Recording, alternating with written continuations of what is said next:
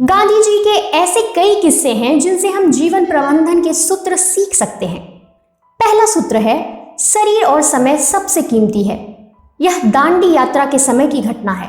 एक जगह गांधी जी आराम करने के लिए थोड़ी देर रुके और फिर चल दिए।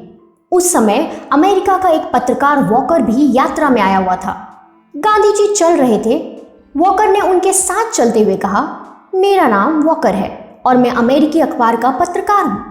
वॉकर सोच रहा था कि गांधी जी रुककर उससे बात करेंगे, लेकिन गांधी जी ने चलते चलते ही कहा, इस समय मैं भी वॉकर हूँ, आप मेरे साथ चलें, हम चलते चलते बात कर लेंगे।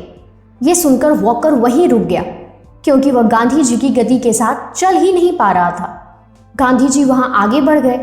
उस समय गांधी जी से एक व्यक्ति ने कहा, वॉकर बहुत बड़ा पत्रकार है, उससे बात करते तो दांडी यात्रा का प्रचार हो जाता। गांधी जी ने उस व्यक्ति से कहा, मेरे लिए सबसे महत्वपूर्ण समय है। वह पत्रकार ऐसे समय में आया है जब मेरे पास समय ही नहीं है, मैं प्रचार के लिए नहीं रुक सकता। गांधी जी ने सभी साथियों को समझाते हुए कहा, हमारा शरीर और समय ये दोनों सबसे कीमती हैं। शरीर को स्वस्थ रखें और समय का सही उपयोग करें। दूसरा सूत्र, दूसरों की कमजोरी का लाभ ना उठाएं। महात्मा गांधी बैडमिंटन बहुत कम खेलते थे। एक दिन एक महिला ने उनसे कहा, मुझे बैडमिंटन खेलना आता है और आप भी थोड़ा बहुत खेल लेते हैं, मैं आपको ये खेल और सिखा दूंगी। गांधी जी उस महिला के साथ बैडमिंटन खेलने के लिए तैयार हो गए। खेलते समय गांधी जी ने देखा कि उस महिला के दाएं हाथ में चोट लगी है और उस पर पट्टी बंधी है। इसी वजह से वह रैकेट को बाएं हाथ में पकड़कर खेल रही है। गांधी जी ने भी बाएं हाथ में रैकेट लेकर खेलना शुरू कर दिया। ये देखकर उस महिला ने कहा, मेरे सीधे में तो चोट लगी है, इस कारण मैं उल्टे हाथ से खेल रही हूँ, लेकिन आप क्यों बाएं हाथ से खेलने लगे? गांधी जी बोले, अभी तुम सीधे हाथ से नहीं खेल पा रही हो, मैं इस बात का फायदा उठाना नहीं चाहता। अगर मैं सीधे हाथ से खेलूंगा तो संभव है कि मैं जीत जाऊंगा।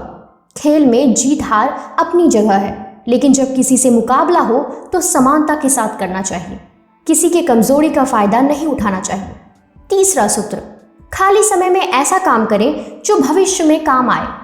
महात्मा गांधी एक गांव में पहुंचे। गांव वालों ने गांधी जी से कहा, अभी मेरे पास बहुत समय है, फसलें कट चुकी है, इस कारण सभी फुर्सत में हैं। गांधी जी ने कहा, अगर समय है तो इस समय में कुछ ऐसे बीज बोएं जिसकी फसल अलग ढंग से उगे। इस समय कर्म के बीज बोएं। गांव वालों ने पूछा, कर्म के बीज कैसे होते हैं? गांधी जी ने जवाब देते हुए कहा, कर्म के बीज से आदत, चरित्र, भाग्य और सेवा जैसे फल उगते हैं।